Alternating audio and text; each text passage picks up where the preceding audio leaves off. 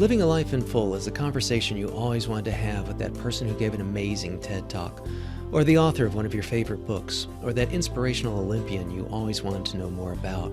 It's graduate-level conversations with those making a difference in the world and in the lives of others. This show brings you new ideas and approaches so that you can live a life in full. I'm your host, Dr. Chris Stout, and I hope you enjoy this episode.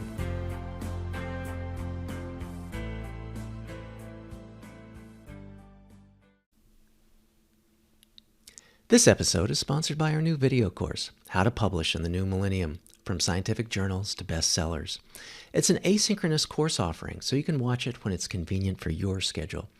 It's based on 8 video lessons and provides 3 hours of material with new concepts, stories, and examples, and it includes several attempts at humor. You'll learn about the best ways to submit a manuscript to a peer-reviewed journal, the mechanics of book contracting, what publishers are looking for, how to evaluate and negotiate a contract, royalties, advances, copyright, and ownership, why to never first submit a manuscript to a publisher, when you need an agent and when you don't, and the differences between publishers. You'll learn about ebooks, print on demand, Amazon's CreateSpace and KDP programs, and other non-traditional approaches to publishing, along with how to tell if a platform is of high quality or not. We do a deep dive into marketing, how to create media kits and what goes into them, along with examples, how to create a great Amazon author page, how book signings work and how to be invited to do library talks, and the economics of both, along with developing speaking engagements, promotional tours, and being a podcast guest, as well as a number of other publicity aspects. We cover blogging and provide additional resources to help you in crafting your work and making it better. This is a rich, fun, and fact-filled course that covers everything you need to know from a practical and actionable perspective. It's for anyone wanting to get their written work into the world, be it academia, popular media, or both. Join the masterclass in getting published. To learn more, please visit tinyurl.com/gettingpublishedcourse. Thanks. Welcome to another episode of Living a Life in Full. I'm your host, Dr. Chris Stout. Freemasons, Skull and Bones, Rosicrucians, the Illuminati, 5 Hertford Street, the Bohemian Club, and more are all so-called secret societies. Not so much because no one knows about them, but more so the question as to what do they do, who belongs to them, and how do you join? Is membership in the Soho House the modern-day variant of such societies? What's the psychology behind their creation and their intrigue? Well, Michael F. Schein, author and CEO of MicroFame Media, knows a lot about that. In fact, he's created his own secret society that I think we'll be discussing in this episode. MicroFame Media is a marketing agency that specializes in making idea-based companies famous in their fields. His client list includes eBay, Magento, the Medici Group, the University of Pennsylvania, Gordon College, University of California, Irvine, United Methodist Publishing House, Ricoh, LinkedIn, and Citrix, just to name a few. Before that, Michael was the VP of Solution Development at the Results Company, where he developed and launched the company's first content marketing campaign. During his time there, the company's revenue grew from less than $20 million to over $100 million. Michael graduated from the University of Pennsylvania with honors and got his start at Spin the Bottle, the production company behind the VH1 hit show Pop-Up Video. He's also created, ran, and moderated the New York Tech Alliance's Interactive Marketing Panel series. He's a former co-host of the Access to Anyone podcast with Michael Roderick, and his writing has appeared in Fortune, Forbes, Inc., Psychology Today, and the Huffington Post, and he's been a speaker for audiences spanning from the northeastern United States to the southeastern coast of China. Michael is the author of the popular The Hype Handbook, 12 Indispensable Success Secrets from the World's Greatest Propagandists, Self-Promoters, Cult Leaders, Mischief Makers, and Boundary Breakers. I love that title. Published by McGraw Hill last year. Michael, welcome back, my friend. You are the first 3-time guest for the show, so I'll put links in the show notes as to the prior episodes for listeners to reference back to, but I sort of feel like we need to mimic Saturday Night Live or something, like with a 3-timer smoking jacket, or maybe more befitting to this show, a bathrobe or something like that. So welcome back, buddy.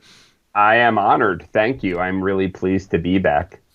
So I have been so looking forward to catching up. We talked about this off mic before in discussing secret societies, but perhaps maybe as a lead in for this in context, could you first tell us a little bit about the Hype Handbook's 12 Indispensable Secrets? Maybe a highlight reel? Yeah, sure. And they are connected. So it, I had a very twisty, turny path to doing what I do. I never wanted to own a business, and we may have touched on this in the last, episode, the last time I was here. But I was kind of an artsy kid. I, wrote fiction, and then I played in bands, and I had this one band in New York that, while we certainly didn't capital S succeed, aka make our living at it, we used to sell out clubs a bunch and this and that. And what we would always say is we're going to hype up this show. So we would do all kinds of crazy antics. I used to dress as a nun and walk around, we talked ourselves onto Showtime at the Apollo because we knew we would be booed off, and things like that. I love it. Yeah. So I mean, fast forward, I did fall into business. I worked for a company, did relatively well there, and then I left for various reasons. And I was going to did become a freelance copywriter. And it turned out I was really bad, ironically, at marketing because I had become an adult. And I was trying to capital M market and do search engine optimization and funnels, and none of it was working. And I almost threw in the towel. But then for various reasons, I remembered what I used to do, that I was really good at marketing, but I didn't think of it as marketing. I thought of it as hype. And I was always a big admirer of these punk managers like Malcolm McLaren and various showmen and even propaganda artists. Wasn't a fan of theirs, but always fascinated. So I said, what if I could sort of borrow from these really unconventional people and create a system and apply what they do ethically, if that's at all possible? And it turned out it was. It's all based on mass psychology. And I became a pretty successful business person, first as a copywriter, and then I started an agency. So I kind of wrote a book that, the Hype Handbook, that really revealed all of my secrets. And one of them, the second chapter, is called Build a Secret Society, which is kind of a nice segue. But that's where it came from. And it was kind of an excuse to, in addition to talking about my story, really delve into all these colorful, interesting characters and do all that research, which was almost as fun as writing the book, if not more so. I can imagine. So it almost seems a little paradoxical, but publicly discussing secret groups. But by definition, how would a secret society get hyped, or wouldn't the hype make it no longer a secret society? Yeah, that is that is the paradox. I should say that when I wrote the chapter, Build a Secret Society, I was being tongue in cheek. I didn't really mean actual secret societies at that point. Uh-huh. So I gave every chapter a very colorful title. Some were, give the babies their milk before you give them their meat. One was Make War Not Love. And this one was Create a Secret Society. And the idea there is that what I noticed in most of these hype artists, as I call them, whether it's Richard Branson, Ryan Holiday, or Amy Semple McPherson, who was the first radio evangelist, right? What they all did is make it seem like their success is completely grassroots, but always spent a lot of time creating a circle of string pullers around themselves behind the scenes who could accelerate their success. So that's what I meant. But I'm always doing experiments, both for promoting our business, promoting our clients, because that's what we do to make a living, and for my next project. And most of the experiments fail. And for anyone listening, if you're doing experiments and your experiments aren't failing, you're not doing bold experiments, right? So they're all based on mass psychology, but you never know what specific is going to work. And you just have to do things very quickly and on a small scale and get in and out. So I thought to myself, I used the term secret society for a reason. I'm kind of fascinated with that idea, but didn't know a lot about it. So I started researching, and I started with the Freemasons, and there's this rich, crazy history there that most people don't know. And I went on to other ones. And I said, what if I did a little bet, a little gambit, a little experiment where I tried to see if there was interest in a secret society for me, because, I know this idea of building a circle of string pullers, maybe that would hypercharge the things. One of the things I learned about the Freemasons is that at the core, it was a really, really successful networking group, right? Mm-hmm. And so I created this email. So I have this email list that's large, and a small section of the people are people you've heard of, mainly because it's a big list and because my book was published by a major publisher. So most people are just people signed up, but there are some people who are real leaders in their field, even some public names. And they just signed up to hear, the stuff I send out. Uh-huh. So I kind of built a really that little small list, and I sent this email out. But instead of just sending an email, would you like to join a mastermind group, blah, blah, blah, that everyone does, I gave it a lot of flash and panache. I called it the ludic circle, which is in Latin, a lot of the pageantry, the magic circle. I wrote in this very sort of exalted tone about how it's, you've been hand selected and, whatever. And with a lot of ritual. And I got a response. People wanted to do it. And you could tell by the responses that they thought it was fun, right? Uh-huh. So we did an initial meeting, and we have ritual, and we have all kinds of stuff. And I take it very seriously. I don't tell anyone but who's in the group of who gets in. I don't just invite people that I like. Like, for example, I'm a fan of you. Maybe one day you'll get invited, but it's not like that. I mean, there are some of my best friends who aren't in this thing. It's a very selected group as to who will fit together, and right. And yeah, it's funny because it's relatively new, and I could see it going in a lot of directions, but already business has gotten done. People have sort of bonded in a way that I don't see them bonding at a mastermind group, and have hooked each other up. So it's been neat. It's really opened my eyes to some of the phenomena that drive these things. That is really great. I don't want to be, you stop me if I get too pry-y with some of this stuff, but you like in that context, like how is it different? What's the early results in terms of what's different from being in the ludic circle versus being in a mastermind group, for example?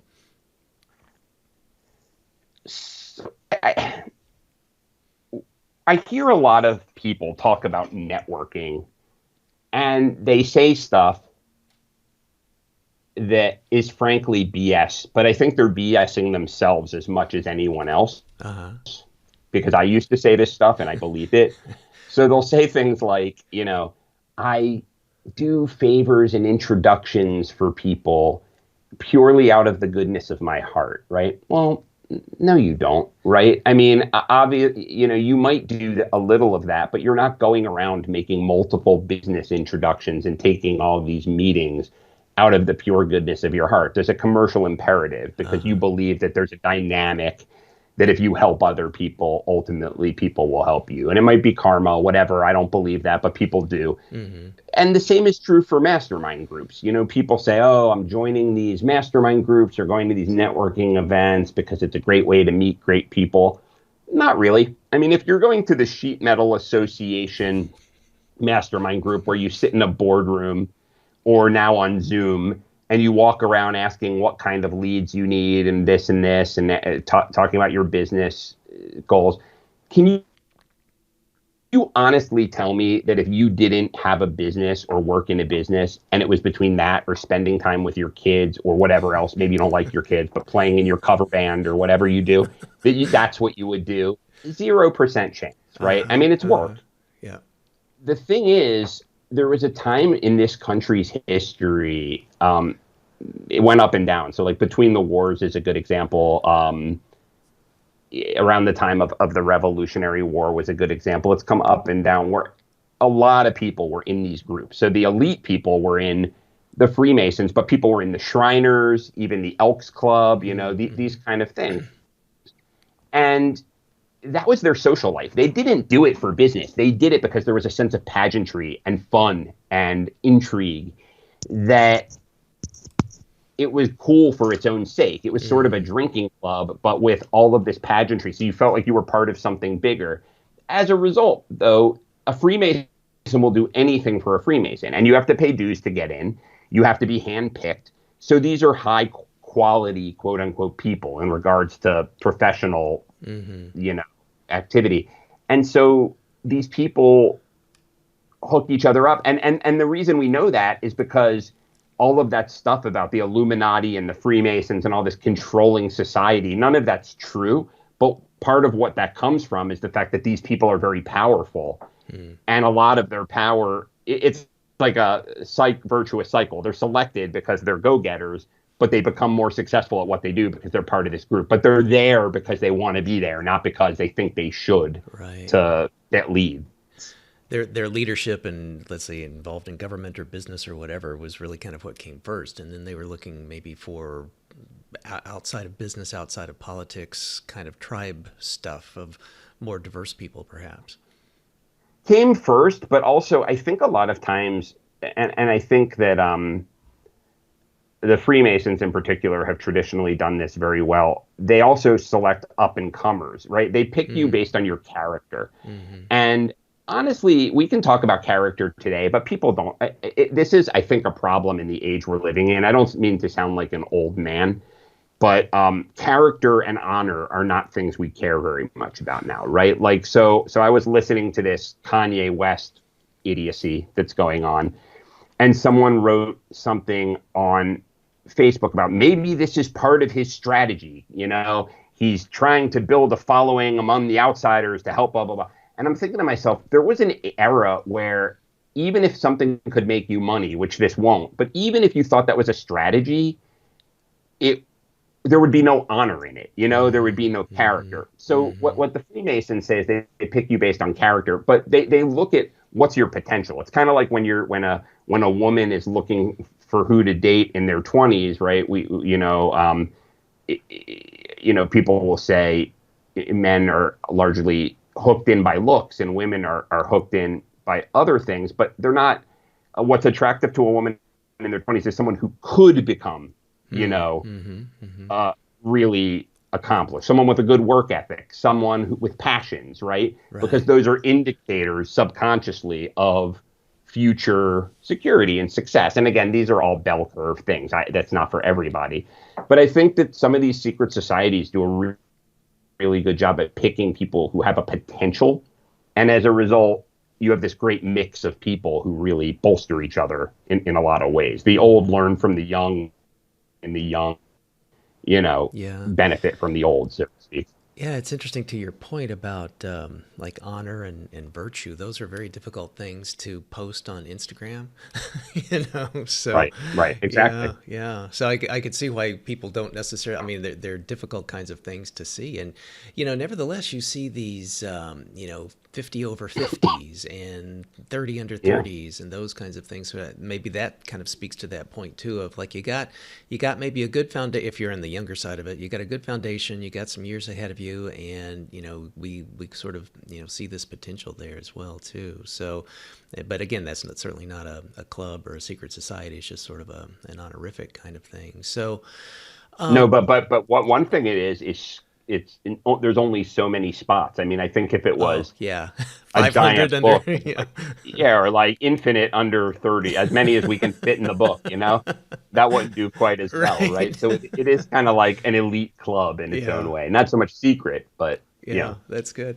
Well, I also think about, speaking of social media kinds of stuff, it seems like, and maybe it's just because I've kind of not paid much attention to it, but it seemed like Clubhouse was like a big thing, and it, you had to, the only way you could get in is if someone else was already in and they invited you in, or I forget, one or two people or whatever. And, and I got in and I was like, ooh, this is cool. And, I saw a lot of people were like, I forget if it was Twitter or LinkedIn or something. People were putting their Clubhouse handles on there to show that, they had gotten into the club literally. And then it just sort of seemed, the few times that I hopped on it, it was just sort of like listening to, simultaneous talk radio. Everybody was kind of talking over each other, and it was just kind of a bit of a mess, and, just sort of the randomness of it, of not really knowing, who's going to be talking about what with whom, and, is it going to be some, goofball chiming in just as much, with just as much weight and valence as, whoever the keynote was. So what do you think about things like that? Or even like, I remember back in the day, Facebook, you had to have like a .edu suffix, to your email. Otherwise, you couldn't get in, because it was really, for students, people in university. So what about those? What are your thoughts about that vis-a-vis Hype and secret societies? I think you really hit the nail on the head with where Clubhouse went wrong. You know, they did a good job of spreading very, very quickly with that approach, with that, you know, you need to be invited by someone. It's exclusive. I think that the curse and the blessing of digital, and especially social media, is that it moves so quickly that, and it's so public, that it becomes very clear very quickly that it's not as elite as it seems. Like, I was also invited, you know, and and everyone I know who wanted to get in got in. You know what I mean? Yeah, like, right? there was no one left outside. So quickly. Yeah. Yeah. I think more tellingly, though, is that the experience itself was bad, right? I mean, everyone was starting these Clubhouse rooms. I had the same experience as you. I got on there and everyone was saying it was the future and this. And I was listening to things and I was like, I don't even understand why I'm here. Like, this is a very poor experience. I think what some of these groups have done well, and I keep bringing up the Freemasons because they were in many ways the first, you know, but just all of these kind of successful elite underground groups. Like, there's one, you know, we happen to know what goes on in the Freemasons because, as secret as they are, it's been leaked a million times. But it's a real experience. So, like, it always has a checkerboard floor. When you're inducted, you have to wear a special apron. You have to get blindfolded. You have to say these weird words about, I'll cut my tongue out of my face and, you know, slice my throat if I ever reveal these secrets. I mean, these are grown men, you know, and there's an altar and there's handshake. And there's an element of play and playfulness you just aren't even allowed to indulge in. And at their height, the people who, I mean, George Washington was a Freemason. I mean, these were very serious people, right? The experience is cool and mystical and fun. And the secrets that they're protecting, we know what the secrets are. They're nothing. It's like goodwill toward men. You know, I mean, it's been leaked. The Inquisition got it out of people, and we know what it is, right? And the point of the secrecy is the secrecy. That's what makes it fun. It's the ritual. It's the experience. The secrets themselves are just meaningless. It's kind of like a Mormon temple, right? Like, if they'll build a Mormon temple and only members of the LDS church are allowed in once it's consecrated. And so they build this thing, and before they consecrate it, people will come from 10 states around to see what's in this thing. And then they consecrate it, and only Mormons are allowed in. But I mean, I could be wrong, but I don't think there's any mystical transformation of the physical space, you know, in there. Right. It's just it's a build. Yeah. As soon as there's a no trespassing, then it becomes an area that you want to go to. Yeah, or speakeasies, right? You know, that the idea, and, you know, people have recreated the speakeasy. There's this bar in New York called Please Don't Tell that now the secret's gotten out, but I was sort of in the scene when I was in my 20s, and there's a sandwich shop, and a dumpy sandwich shop, and there's a phone booth in there. And this was at a time where people still use phone booths a little bit. And I had been in this sandwich shop a million times, and then at a certain point, my friend said, "Do you know what goes on here?" I'm like, "What?" He goes, "Come with me." And we go into the phone booth together. I'm like, "What are we doing?" He picks up the phone. Someone answers. A door opens up, and there's a beautiful, elite, brown paneled cocktail lounge with only room for 5 people. Oh, that's great. That is great. But now everyone knows about it, so you have to, like, half the time you'll go into the booth, you have to, like, book it a month in advance. But I was like a hipster on the scene, so, like, my friends, this was 20 years ago. Yeah, you were early. You know, and it's very cool. That's very cool. Well, yeah, I mean, just because I lived in that area and I went to those places all the time. Yeah, and that's kind of part of it. I mean, you were kind of already, you know, you weren't per se an outsider, you know, you're kind of an outsider insider. You were already kind of this guy in the neighborhood and blah, blah, blah. It feels like, you know, I don't know if this is you know, stuff gets out and sometimes it spoils and sometimes maybe it doesn't, but you know, it seems like Burning Man has sort of become this way. I mean, back in the day, you know, that was like this, you know, artists, and it was a pain in the ass to get. It still is a pain in the ass to get to. Blah blah blah blah blah. But now it's sort of like, I saw something like you could spend. Oh, it was ridiculous, Michael. It was something like if you paid like $25,000 or something, like just an enormous, crazy amount. Like you and three or five, or I don't know, whatever, maybe your best pals could like get an RV that would be on the outskirts, and you could get bicycles to be able to ride in, and you could get your tickets, and you could get, this's and that's, and be able to take a hot shower at the end of the day and all this. And, I mean, that sort of, to me, just sort of makes like going to Burning Man become just a cliche. It's something like on on an episode of a spoofy comedy show or something. So Exactly. is there an arc to that too, though, these kinds of things that Burning Man sadly is now maybe becoming emblematic of? Oh yeah, I think it became that a long time ago. It was started by a bunch of really extreme artists called what were they called? The International Cacophony Society or something like that. But now, I mean, yeah, it's a Silicon Valley's favorite playground. Yeah. I think I would say in 99% of the cases, that's the arc. And it's not just secret society, it's elite scenes of every kind, right? Which, like, so I thought I was such a big shot for being into underground music. Like, I was me and my friends were the only people who knew these crazy bands. And it turned out there were a whole lot of people like me. And now I remember walking past a fashion window, and it was all those punk patches that people used to sew on their clothing with the punk logos. But instead of the punk logos, in the same style, was like Louis Vuitton and Gucci and all of this. So it's become, it always happens, right? Or like tie-dye T-shirts and peace signs sold at every dumpy, every mass marketed shop. I would say that, in fact, that's a good thing to study. If you're trying to do something with mass market appeal, go to the fringes and then co-opt it. I mean, I'm not saying that that's fun or cool, but it's a good way to sell something to a mass market. That being said, there's 1% of the group that does a really good job of staying elite. Like, there's this group at University of Virginia that called the Seven, and only 7 people are in it at any time. And they only let people know that you were in it when you die. And they come to your funeral with a thing of flowers in the shape of a 7 and blow some horn or something. Like, you're never going to make money out of a group like that, but I guarantee you those 7 people are very well-connected people, and they will accelerate your life and your career. So it's a function of what's your goal. Yeah. Wow. But the latter is a lot harder to achieve than the former. A lot harder.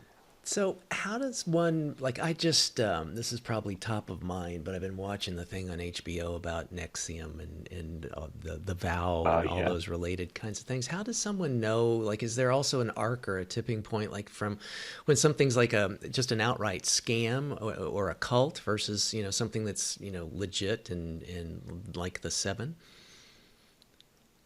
I mean, I'll tell you what I try to think about, and I'm a very skeptical person by nature to a fault, which is maybe why I'm able to clinically dissect some of this stuff.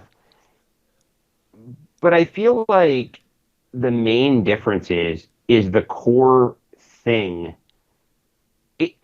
Are you buying the charisma of the founder and that sort of thing, or are you ultimately attracted to the charisma and the energy, not just the founder, but are you attracted to the sort of excitement, the vibe, the charisma, the group psychology, or are you actually, is there something of substance underneath that they're using that stuff to promote? So I'll give you an example. So Ty Lopez, who is probably quite rich, but he's one of these internet gurus, and I think I'm not alone in saying that his he veers more towards scam, I would say, and I feel comfortable saying that because if you go and look at the reviews of his products, people feel cheated.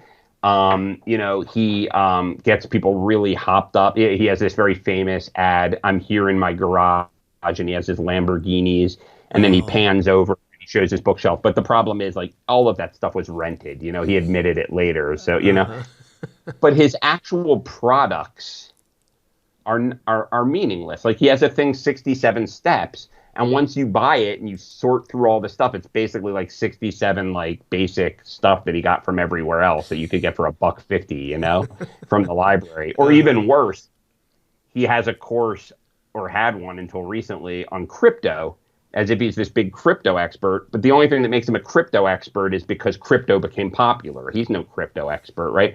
So, like,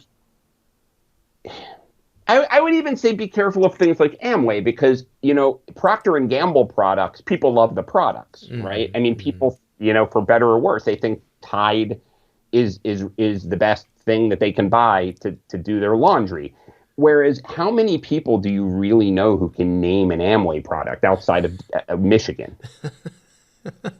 That's a good litmus test. Yeah, it's like NutriClean or something like that. I don't know. Like these things, what they're selling is the sale, like the sales. They're selling that you go to a rally and get jacked up and get bombarded with lights and sound, and you're going to be a millionaire. And this is a company that's so successful that they have an arena with their name on it. So that bothers me. Like the fact that their products are almost secondary. Yeah. So that's my litmus test. Is the I go to Virgin. I used to go to Virgin Megastore, and it's no longer a relevant store. But when it was at its height, it was a fantastic store. The most selection, the best experience. You would go on Virgin Atlantic, and it's the best flying experience there is. So it doesn't bother me that Richard Branson is really good at getting people emotional and bought into his cult, because what he sells is fantastic. That's good. So I really like that. The hype becomes almost the product, like with your Amway example. Right. So, and speaking of like I'm not familiar with the guy that you were talking about. That's the scammy guy that just repackages stuff and sells it at a big markup. But you and I had communicated before this, like talking about the issue of hype, and like now one of the buzzy things is NFTs and Web3 and crypto and stuff. And I've been trying to get my head around this stuff. Like Kevin Rose has got a podcast called Proof, and there's, books and articles and blah, blah, blah. And then there's also a lot of journalists covering these like crazy rises, and then these even crazier flame outs. So like I know like 2%, maybe half of that, like of like the bored monkey yacht club kinds of stuff. And the everybody says, well, the way to learn about something is to kind of get a little, not necessarily skin in the game, although I did that in a very microscopic kind of way. But I got very, very superficially involved with, there's a group called Friends with Benefits, which is great branding, by the way. It's a great title, yeah. Isn't that great? Yeah. And it's basically, it was like a social club, but kind of, decentralized. And as they call it, there's this term, there's like a whole nother vocabulary too, which is maybe part of the, the secret societies, the decentralized autonomous organization, or a DAO, a DAO. And that they basically wanted to have like this community of folks that kind of sprung up around COVID, around 2020. So, and then, I'm not sure, but I think like maybe that begat Discord. So then of course I, got into Discord, and I get totally lost when I'm in there. And then like now they're starting to do stuff, in real life. So that, and it's a heterogeneous group, like you were talking about originally with like the Freemasons. I mean, it's like the artists and musicians, the cool kids, but then it's also like the nerdy kids, the crypto nerds. And then it's also like the rich kids, the VCs. And they have, they throw great parties, and they've got their own yerba mate beverage. I mean, it's sort of like, here we go. So sounds fun. I'm going to check it out. Yeah. So how, with that concept, or with these kinds of things, the FOMO and the everything else around this stuff, I mean, it gets pretty darn serious, because you also say, I've read a lot of stuff in the Wall Street Journal about these poor guys who would, take their parents' and, life savings, or they would take a loan, God forbid, and they'd go buy more crypto, and then, something would happen, and then all of it, it got devaluated by 98%, like overnight. So, what's this crossroads? What's the roadmap of this crossroads look like from your perspective with this, very tech-centric kind of thing, vis-a-vis hype? Yeah, so I think this is really worth talking about, and at the same time, I think this is different than what I mean by a secret society, right? Like, so if a client came to us and said, we sell a service that's $100,000, lifetime value of a customer, versus selling pizza, right? I would say to them, it's really important for you to align yourself with prominent people in that niche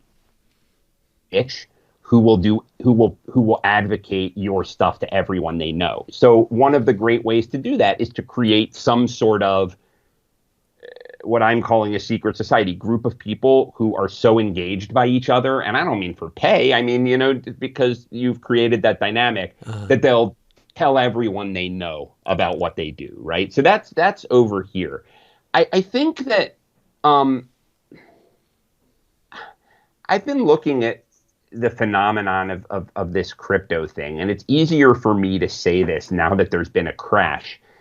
But I was going around telling people that I feel really dicey about this vibe. It felt a lot like tulips in the Netherlands, and I'll tell you what I observed, and I want to hear what you say, because the story hasn't played out yet, and I'm no fortune teller, right? And I'm also not a finance expert, so I might be missing something. But the first thing is, I don't understand it. And I'm not an idiot, I mean, I'm not a finance expert, but I've been to multiple fintech conferences that focused on blockchain, and people get so excited, and they're talking about distributed ledger and this, and I have no idea what they're talking about. And again, I've done some complicated things in my life, and I feel like it's a lot of emperor's new clothing, right? Yeah. And they're saying it's going to transform society like the internet did. But I always understood the internet. The internet is like an infinite library. It's a network where you can find anything. You can communicate over phone lines at the time. This is like this weird thing that trucks will drive themselves based on contracts that don't need lawyers and I don't, right. So that's the first thing. The second thing is, I listened to this podcast called How I Built This, which is popular. It's Guy Rizdal. It's about the guy does like these NPR style podcasts about really successful startups, and almost every startup I've heard, it was an amazing story. So they had Roblox on there, and you just hear how these people created this extremely valuable, amazing company, and how hard it was and how they did it. Merge Records, all these great companies. And then they had the Bored Monkey guys, and this was before the crash, And I was expecting this great story because it was How We Built This, and they were these literature guys, and they got interested in NFTs. And I listened for a half hour, 40 minutes, and I'm like, what do these people sell? Like, I kept waiting for the punchline. I was like, what is this thing? And they're billionaires. Not millionaires, right? Billionaires. And I'm like, what do they sell? I haven't found out yet. It's like an invisible thing that's kind of funny that people buy shares in. So help me understand it, because I could be missing it. But to me, this is a very high-tech example of you're buying the hype. Yeah. But I could be missing it. Like, what am I missing? I'm too dumb. Either I'm too dumb or we're all being snowed. Well, I will provide you with very little insight there. So, I understood. I had a guest a long time ago that talked about blockchain, but it was basically as a security measure. I mean, we were talking about it in the context of like healthcare and securing health records and stuff like that. I mean, it was kind of the nerdy. It was almost more of like a cybersecurity kind of thing, as opposed to anything else. It was just a mechanism. It was a tool. Yeah, right. But then the only thing, and I'm going to get quickly out of my depth, the only thing that I kind of understood, or I think I kind of understand, is more so with the NFTs. And like, I met a guy earlier this year who's kind of a mover and shaker, and he was very interested in crypto and blah blah blah blah blah. And I quickly, got dizzy as he tried to explain it to me Right. with the big crayons, and he's You're a doctor. I mean, yeah you've done some complicated. I mean, you're not, yeah. I mean, yeah. you took So organic chemistry and passed. Yeah. yeah, so there were no NFTs involved or DAOs, Right. but Yeah. his thing and the little teeny bit 101 or 001 was that he felt he wanted to present to the world that he was in the club, and that the way that he could present that he was in the club and not a poser was that he purchased like an 8-bit or 6-bit or teeny weird pixelated image of I probably shouldn't say what it is to identify him, but he got this 8-bit image, which is not unlike a lot of other people, of a certain weird colored weird animal, and he uses that as his like headshot for his Twitter account. And and Twitter is his primary social media platform that he uses to communicate and whatnot. So he felt that for credibility, when he talked about crypto or Bitcoin or NFTs or DAOs or whatever, that if you just have your old headshot from 2 years ago up there, people aren't going to take you seriously. But if they see that, oh, Joe Blow is in the club because Joe has purchased this, weird little tokeny 8-bit image, then that added, to his, like, the wink and the nod. He knew the secret handshake, he knew the secret knock on the door to be able to get into that club, so to speak. So that was that part.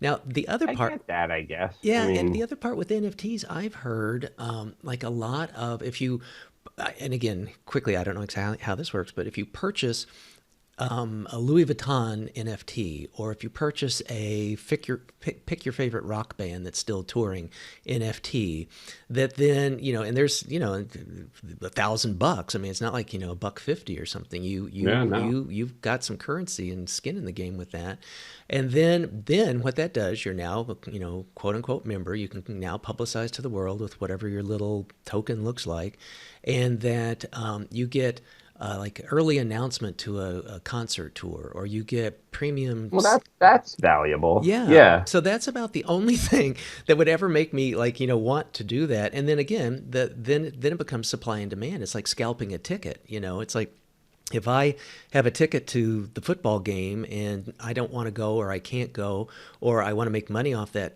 I'd rather have the money than go to the game, then I can scalp it and sell it to somebody else. So if someone else wants to have my Louis Vuitton NFT because they're really super Louis Vuitton interested, then I can sell it to them. There's no secret. I didn't have to meet any qualifications other than a checkbook to be able, or maybe early adopter, to be able to get in on that. So those are the only kinds of things that I've seen that kind of, in my ancient old brain, that kind of makes sense, in the sense of that there's a value, that I can get a benefit from it, that I can social signal with it, and that I can potentially, sell it to somebody else who might want it more than I do, or once I'm done with it. I mean, look, the pieces that you're saying that do make potential sense to me. I just read this interesting, relatively new book called Status and Culture. It's by this guy, W. David Marks.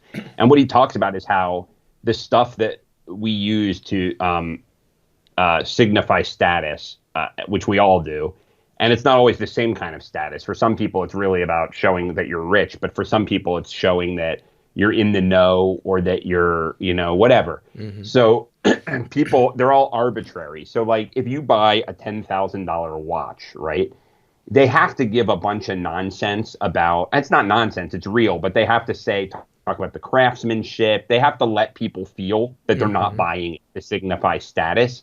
But honestly, I have a $500 Swiss Army watch, which isn't a Timex, but it's not a $10,000 watch, and it's as good as any of those watches.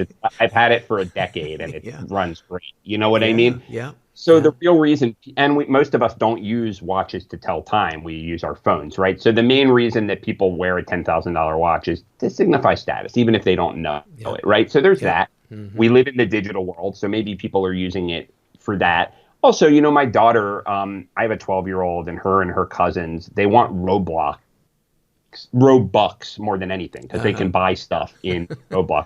And my sister is like really opposed to it because she's like, it's not real. It's like garbage. But to them, it is real. They use it to do something they want to do, which is to play the game at a higher level. I guess the one fear I have is that when something is only a status symbol, what happens when the status changes? So like tulips were a status symbol famously in Holland, because, and they're pretty. Tulips are pretty. And at the time they were exotic. I mean, now they aren't, but they were from, I don't know, the East somewhere. But it became what you were talking about. It was trading tulips. So at a certain point, a tulip bulb was worth $50,000, whatever the equivalent. And then one day, no one wanted tulips anymore.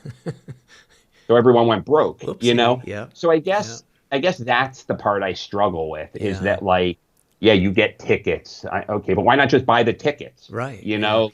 So I guess we'll see.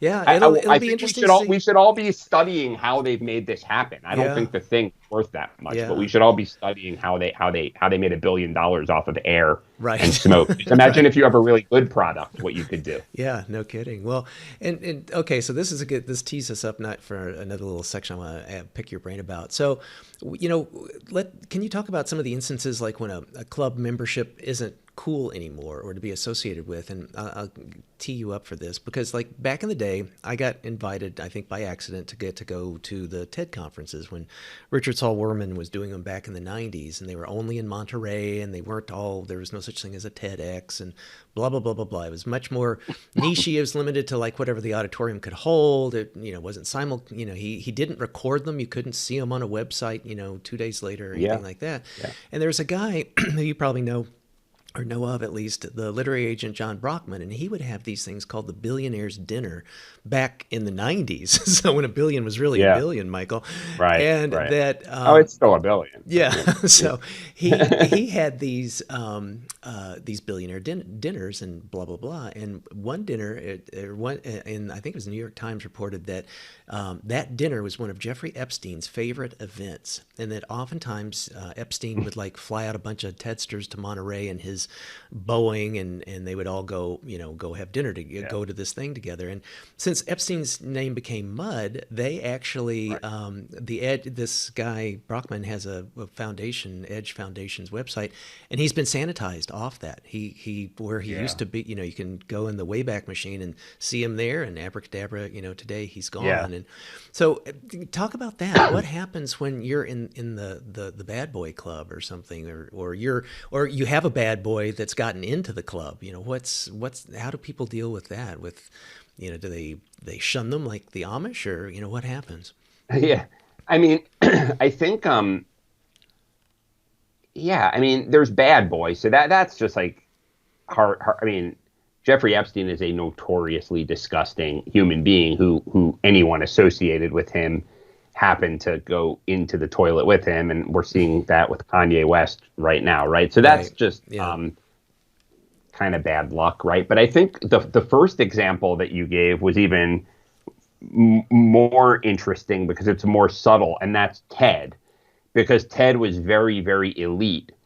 And on one hand, broadening to TEDx and all of that made Chris Anderson a gajillionaire, and it changed the world. I mean, it gave access to ideas that people would have never had access to, but it's also a mass market product now. Yeah. So when someone tells me they have a TED Talk now, I almost immediately assume it's TEDx, and those are very easy to get, right? Yeah. Yep. So and what that reminds me of is you remember, like, I wasn't around for this. I was a little kid, but in the 80s, or maybe it was the 90s, actually, Spago was the biggest restaurant in California, right? Mm-hmm. And it was run by Wolfgang Puck, and he was just this elite, amazing gourmet chef, and he planned the menus himself, and he was there every night.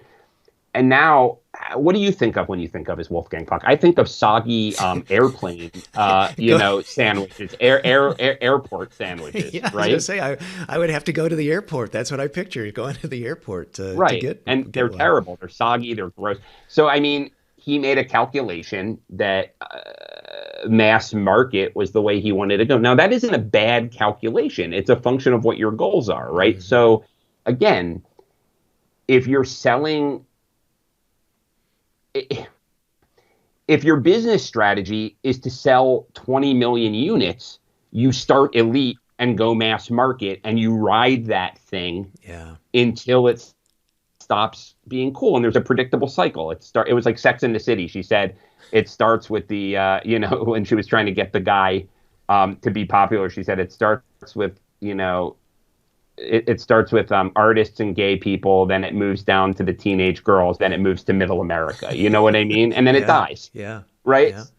Yeah. So I think, there are people who've made billions off of riding that cycle, I mean, and you ride it all the way down to middle America, and then you find the next trend.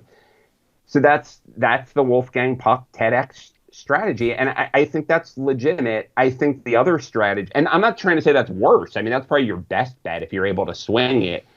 I think the other thing, though, is having an elite group of people who, no matter what your venture is, will have your back. So maybe Chris Anderson has a group of 10 gazillionaires who have a salon that no one knows about, and it has a name, and they do it in a secret lair in a mountain, which they can probably afford.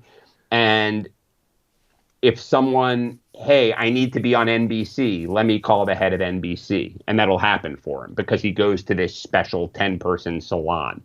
There are two strategies that can exist in tandem. Now, most of us can't get a thing of gazillionaires, but you can create the kind of prestige and secrecy and fun that will attract people to become part of your group. And it's doable, I mean, you can go on social media and find people and connect with them around common interests that aren't around business. I met the Rolling Stones original manager, and we became friends because I quoted him back to himself on Twitter. And I'm not, I never managed the Rolling. I mean, I'm not to that level, right?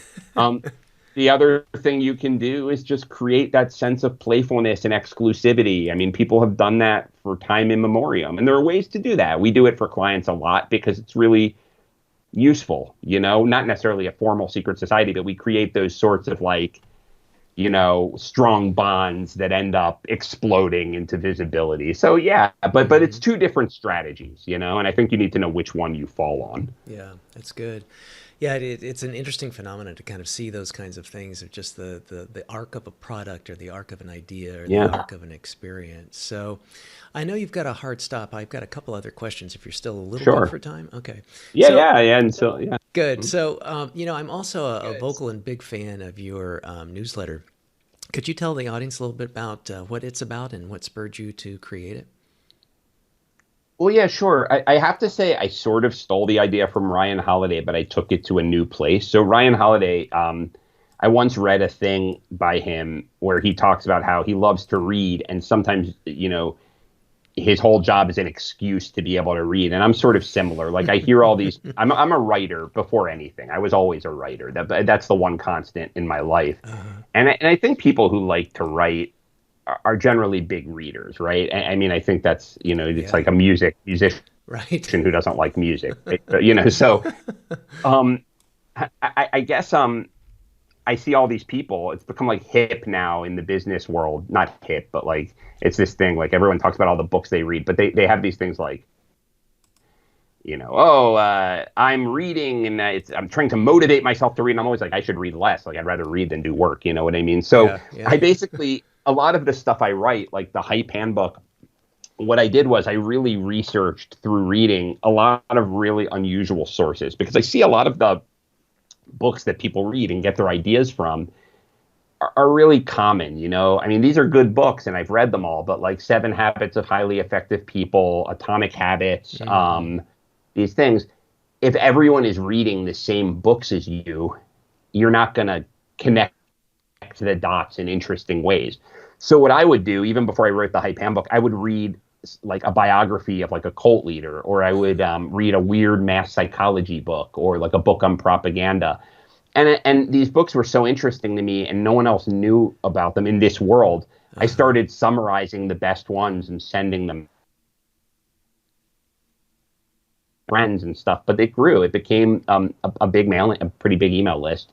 And it's probably one of the most popular things I do. I mean, people really respond to it.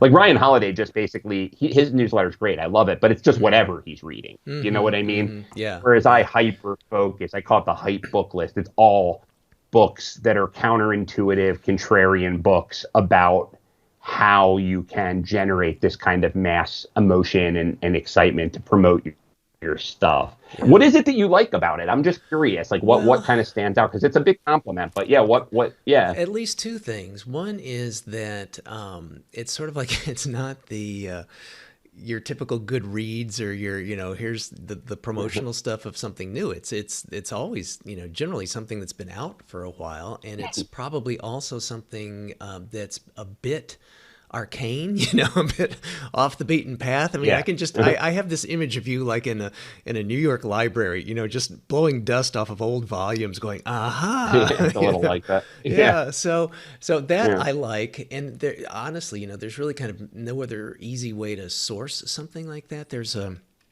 writer, Maria Popova, who I love. She has these Oh yeah, she's great. She's yeah, and great. she Yeah. she like you has introduced. She's kind of more in the classics. I mean, she's not thematic to hype Yeah. stuff, but she, Right. she has opened my eyes to poets and artists and blah blah, and name brand, fire brands that I forgot about from junior high to folks I'd never Yeah. heard of. So I dig that kind of thing, and I feel like yours is in that type of genre. But then again, you get specific to it.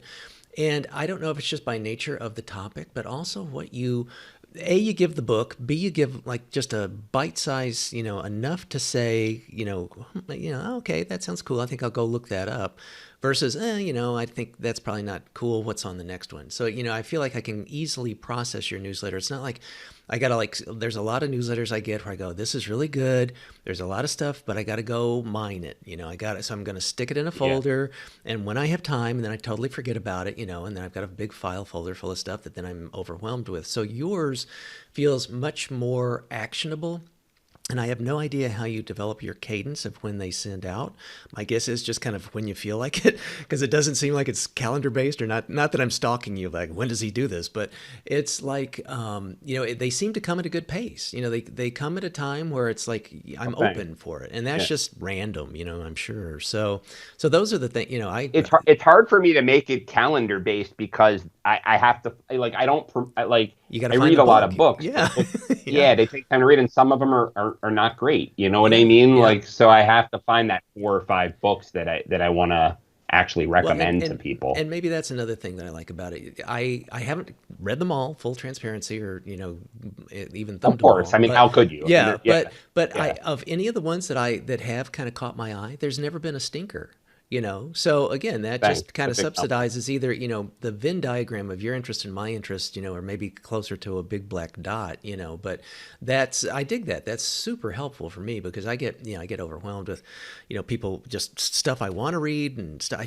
I'm a big fan of Buckminster Fuller, and there's a new freaking biography Yeah, he's out. cool. Yeah. Yeah. And it's 3 inches thick, and it's like, Yeah. okay, I'm gonna have to parse this one out. So you make it, you add an efficiency to that I think, again, if people dig your stuff, if they like the Hype Handbook, if they, kind of know what your eye is attuned to, then I think they'll get a lot of value. It's probably similar to how I do, of being able to make it bite-sized, make it consumable, make it practical, enjoyable kind of a thing. So that's Well, now I have a second wind with this thing. Thank you. Now I'm gonna promote it. I wasn't going to, but I want people to find it. It's hypereads.com. Okay. Sign up for it there. Yeah, good. We will, because I love doing it because I'm such a reader, and I the only thing I get out of it is really being able to just have a back and forth dialogue with people who like my stuff, right? Because it's free, and it's just I do it out of the love of it to sort of suss my ideas out. And what I love about it really, like out of a lot of things I do, I get a lot of this wonderful emails from that thing. It's really one of the favorite kind of things I do and dialogues I have with the people out there, and kind of good for my ego too, because I know people are listening, so I'm going to have to put one out soon. Good. Well, and I'll put this all in the show notes too, so people can see it. But yeah, I mean, and that, just to also say, it's not like you've commoditized it and you've offloaded this to some company that, cranks out Michael's, hype reads, so it's sort of, the sincerity of that, and that you do, I mean, I don't think it's just because it was me or anything, but obviously, like you just said, you respond back to people respond back to you. You have, by virtue of that similarity and shared appreciation of whatever the topics, the books, the writers, it's all there, part of that. And you should take a victory lap with that, Michael. It's not easy thanks. work. That means a lot coming from you. Yeah, it's very valuable. So, hey, listen, it's just always a kick to have you on. You're always up to such clever things. You're always so freaking well read and stuff. So I'll be getting that monogrammed bathrobe out to you soon. But in the meantime, I would love it. Wear it every.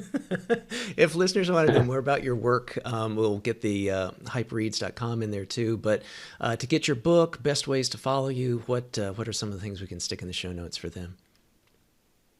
Yeah, I mean, you should certainly put in the show notes like my company and all of that, MicroFame Media and all that. But, I would say that I always say the one thing I learned from traditional marketing is that you should only have one call to action. And I would say that my life's work is in that book, the Hype Handbook. So if you go to Amazon or wherever you buy books and check it out, if you're going to ever work with me, that's the thing that's going to convince you. And even if you don't work with me, you're going to, I hope, learn a lot. So check that out. And of course, microfamemedia.com is my company. But yeah, I mean, and if anyone does read the book, it's been out for a while, but I always, my readers are my favorite people, as you can tell. So if you're my reader, you're even more of my favorite. So drop me a line and I'd love to talk to you just about anything, really. Good. I will have that happen. And also for listeners, I will put in the show notes the prior episodes where we did an even deeper dive into the book as well, too. So yeah, and I repeat myself from back then too, that the amount of research you do and the connecting of dots that you do, and with the bit of the, kind of a wink and a nod, or, sort of a little dash of sarcasm in the way that you name things and your spin on things, your point of view on things is just a treat. I mean, there's very few, there's probably, I could count on one hand how many people write in such an entertaining as well as educating, no bullshit, kind of way. So thanks for that. That is no easy task, and I wish I could do the same. So, well, I'm blushing, and you do a million things very well, and I'm not just saying that. Yeah. Well, thanks. You're a close, good friend. It's great to have you on again, and wish you all the best of luck, and looking forward to seeing what comes next, buddy. Thanks, Chris.